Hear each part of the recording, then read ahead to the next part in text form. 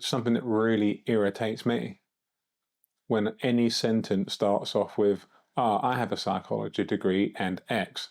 For example, I've studied psychology, you're not autistic. Well, you don't look ignorant, but you can't judge a book by its cover. Like, what an awful thing to say to someone. Like, how dare you? First of all, I don't care about whether you've studied psychology or not. I'm not interested. For a start, you have to convince me that the place you got your piece of paper from is valid enough that I need to listen to you. For example, you might have got it online as opposed to a university. Well, I don't agree that that place gives you any authority to speak about my condition for a start.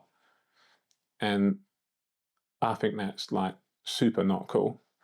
And then the other side of it, I suppose for me is like, what made you think that you could say whatever you want and that it was okay for you to say that? Like, what consequences do you not believe there were? Because I guess, like, am I allowed to talk about your relationship with your partner? We're just being open and just saying what we want, right? So can I start talking about that without knowing anything about it?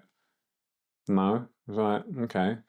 And then the other one that gets me, oh yeah, but I know someone with autism, or I've worked with autistic people. I don't care. You've not worked with me. You don't know me. You know nothing about me. Right? You don't get to make a judgment. Everyone gets to have an opinion. And especially if what you're doing is trying to bring light to something for people, like, have an opinion, of course, like, that's fine. But to presume you know what it's like is not cool, like, super not cool. Because no one does. No one can, and even if you have dealt with autistic people, we're not like all clones, like, we are different and we all experience things pretty different. And, one person's experience is not likely to be the same as someone else's. And if you really did have this so-called degree that gives you some kind of authority to speak about the subject, then you might know what masking is.